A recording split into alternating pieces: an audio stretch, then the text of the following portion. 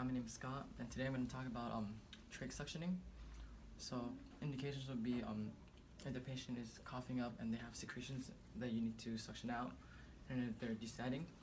And then contraindications would be if they're hemodynamically unstable, if they have high blood pressure, and if they can have high intracranial pressure while you're doing suctioning. It can cause it can also cause the hazards would be it can cause bleeding, irritation, and agitation.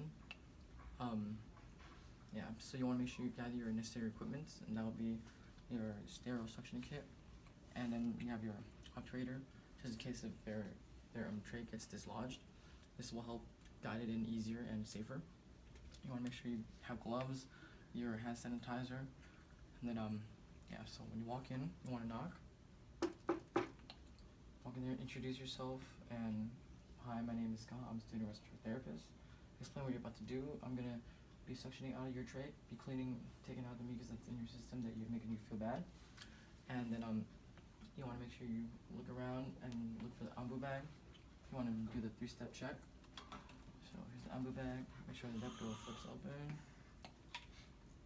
Pressure doesn't happen. And the third one, make sure that it reinflates.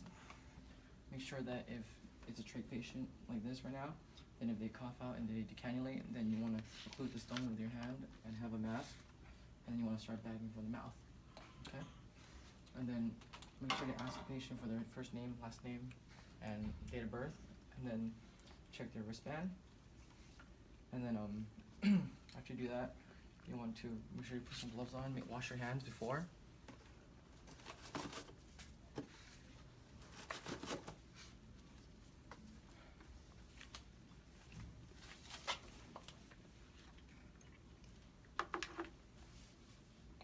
And then you're going to do your initial assessment.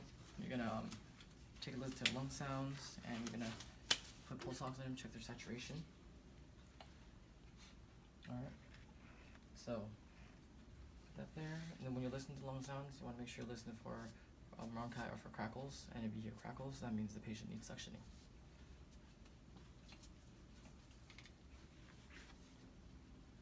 Okay. Listen.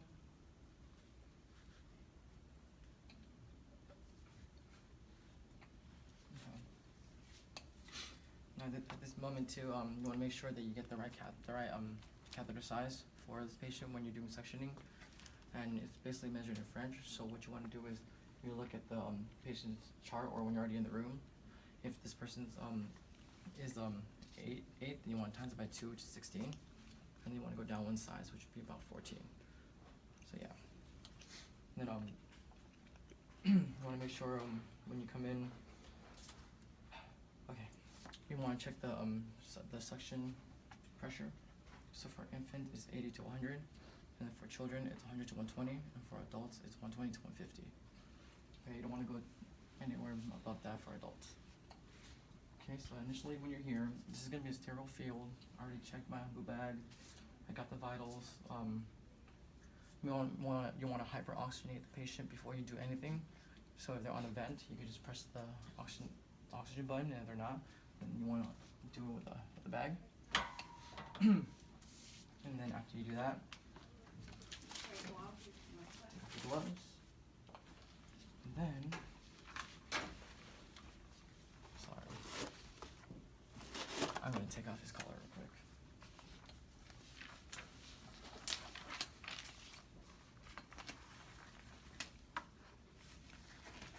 Okay, collar. Okay, and then know that you're going to suction them.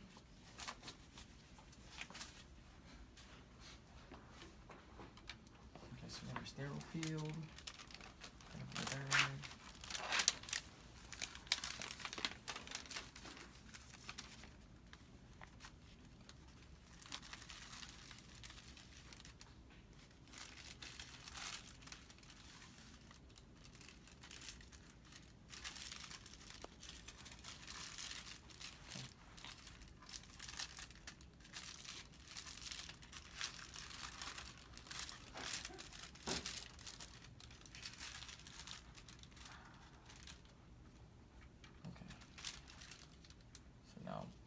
When you're doing this, you want to have one sterile hand and one non-sterile hand.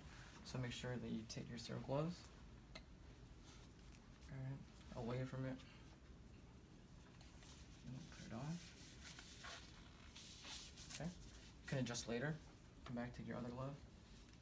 You're sterile and sterile right now, so I want to pull away. Hand in. Okay, and then now you can readjust. Now, in this case, this is going to be my dirty hand, and this is going to be my clean hand. So I'm going to be doing it like this.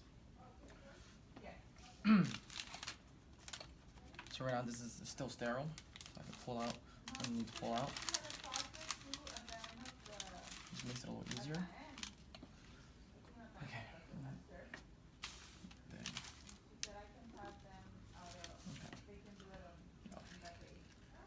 Okay. So don't forget you need to put sterile water in this box. This is so that you can clean out your tube. Sterile water in there. And then what I do is take this. Dirty hand will be looking for the suction. Okay. So now this hand is dirty. Make sure that you put this in here. This. And the only hand that can touch the tube will be my left hand. So you want to slowly kind of take it out, make sure it's not hitting anything. Okay. Still my clean hand. And you want to let the patient know when you're going down to suction, you have about 15 seconds. And you want to do it intermittently. So that means when you go down, you kind of want to suction, stop, and twirl around. And make sure your pressure is up, like I said, to 120 to 150. And now that it is, okay, sir, I'm gonna suction you out now. You wanna go down till you feel, like right before you feel that pressure. With the trach, it's a little bit shorter than the endotracheal tubing. So when you go down, it's gonna be really quick. So ready, go in, and you make sure you're not holding your suction while you're going down. Okay, you have 15 seconds, and then when you're down there, you wanna pull and start suctioning, circular motion. Let go, suction, 15 seconds. Suction, let go, suction, and then make sure when you pull it out, you hold it. Keep it safe. And then what you're gonna do is you're gonna roll it around your hand, and now you can just pull it out. Okay, then dispose of it. At this point, I'm gonna grab another pair of gloves.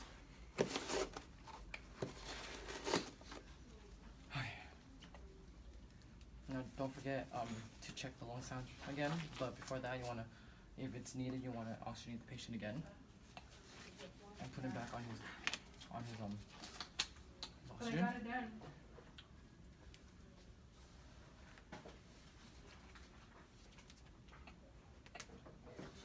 All right, and you want to take a listen to his lung sounds again. See if you hear any more crackles.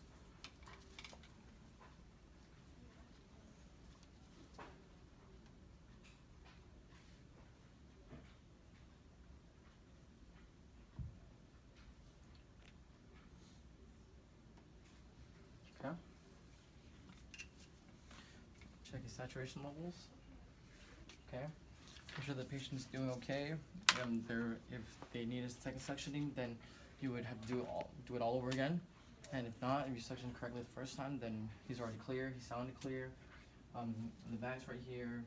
Everything's set. Your patient, see your patient looks okay. If they treated it well, if anything, if he starts to descent, then you could put him back on oxygen.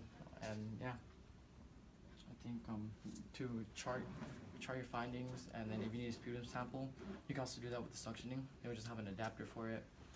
Yeah, I think that's about it. Chart your findings and write whatever you find that's new. Thank you.